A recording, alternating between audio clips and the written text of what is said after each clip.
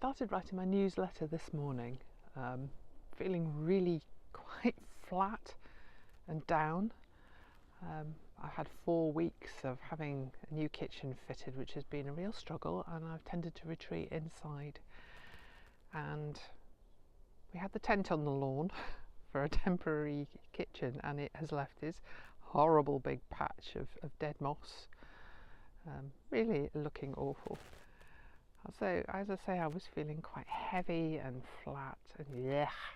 And as I wrote about the emotional ladder and that process of gradually, step by step, lifting yourself up out of those kind of awful feelings. At its worst, the despair and the misery. For me today, just discouragement and tiredness.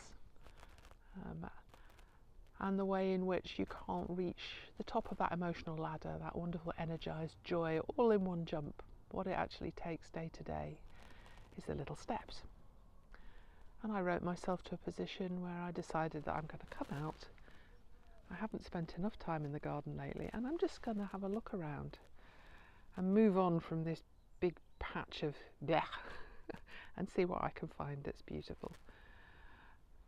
I'm just looking beyond the lawn at the moment. What's there? First of all, I see just these enormous giant sunflowers. They're finished now, and the peas underneath them have been frosted. But the seeds that are weighing down that head are providing food for the birds. That's a nice place to start. I'm not sure where this is going to go. It might end up just being a slideshow, but hopefully by the end I'll be feeling a lot better. I planted aubrietia from seed in the spring, and this is taking really nicely in this scruffy patch of gravel around the base of the house. And then the beautiful blue above it of a lobelia that's self-seeded in this pot of auriculus. I love this colour. And then up and behind that, I wrote earlier this year about the purple toadflax, which I had to cut back, but has continued to flower and provide beauty outside the kitchen window and food for the bees.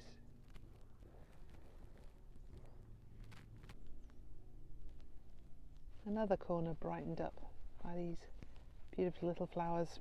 I can't remember what they're called now. Doesn't really matter. Little stars against that hummock of green, and then in the middle, violets with the seed pods.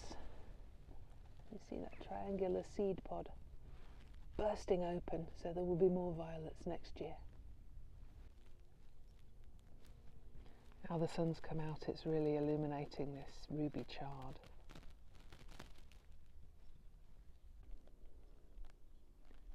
The sunflowers may have finished blooming, but just look at the patterns that the seeds have created. This is a result of the Fibonacci sequence, it's known in maths. Incredible swirls and geometric patterns. I was trying to capture the height of these sunflowers, and I suddenly realised, why am I doing all of this in portrait mode? I need my phone sideways to capture these. I think this sunflower is probably about maybe 10 feet tall, possibly taller. Really weighed down by the weight of its seeds now.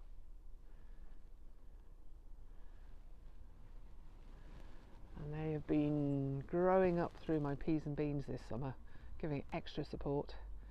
Peas and beans really wilted, along with my mood this morning. But just look at that blue sky.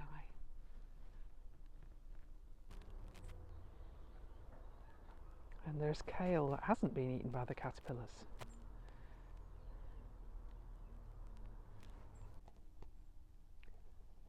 Another glorious blue, the last of the campanula flowers. And honeysuckle berries, translucent, rich red. And again, up against that blue sky, the sun is really shining through.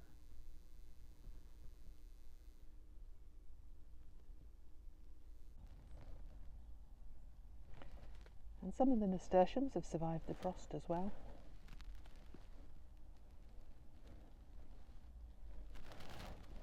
Some tomatoes in the back there, not sure if they're salvageable.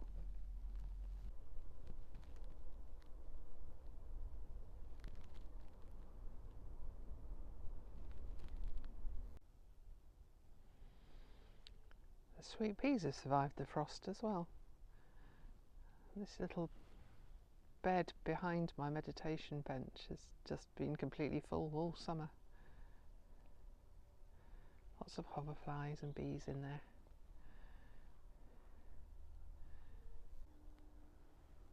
And the roses are still blooming too. This is their first year, and this one is called Generous Gardener, putting on a real last flourish.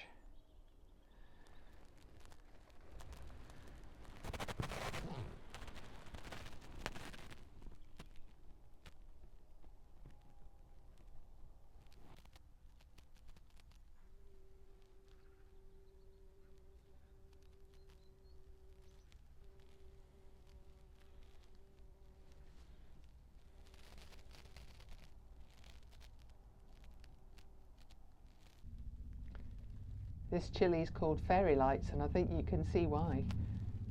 Incredibly hot. That'll make us some good chilies. And these tomatoes make me smile. They're called Sweet Brooksby. It's a heritage variety that I helped to keep going through the Garden Organic Heritage Seed Library. So when I was the chair of the Melton Community Allotment, we grew these and saved the seed and sent them back to the seed bank so that more people could grow them. And I kept some back so that I can keep growing it. Sweet Brooksby is a local variety to Melton, where I used to live. It was developed in Brooksby Agricultural College.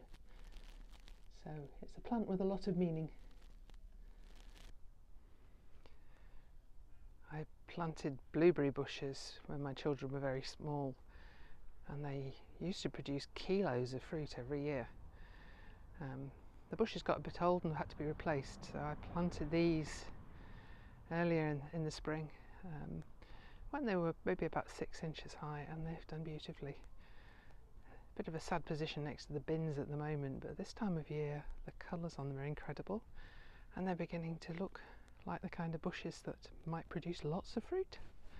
Exciting. When the kitchen fitters were here, they put all of the rubbish outside here against the wall around my tubs that were full of spring bulbs and now dahlias.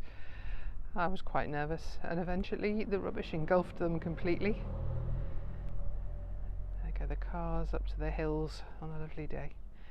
So I was really pleased when somebody came to take away all the rubbish and excavated my tubs of flowers out, and they're still there. They're looking a bit battered, but still some flowers.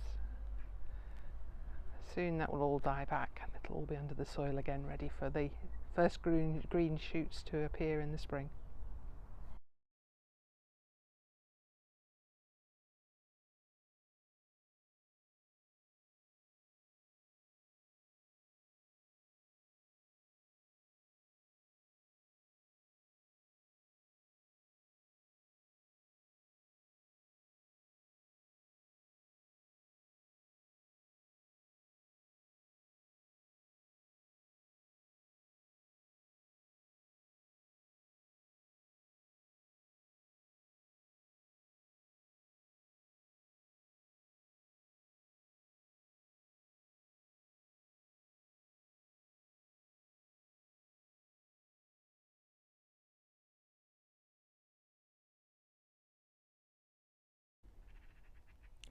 I like to finish my videos here in the back garden.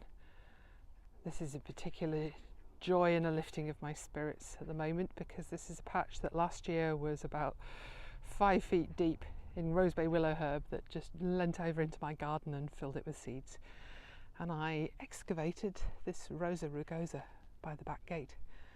It looked like it had died for a good while, but then it bounced back looking really good. And behind it I cleared all of the growth from the rosebay, and I've just been strimming and strimming and strimming, and it's clear now. It needs another strim, but the rosebay willow herb has gone. And if I lift up the camera, I don't know if you can see, but just along the ridge line there is what I call the golden line that always brings me joy. On a bright sunny day in the autumn and winter, the sun shines through the dead grass at the top and just creates this golden line, as if somebody's just gone along the top of the hills with a gold marker pen. Just the final highlight in the stunning view. It always reminds me how incredibly blessed I am to be living in this beautiful place. If you found this video helpful, please do click on like below and subscribe to my channel. You might also like to hop across using the links to my Facebook or LinkedIn pages where you'll find much more content.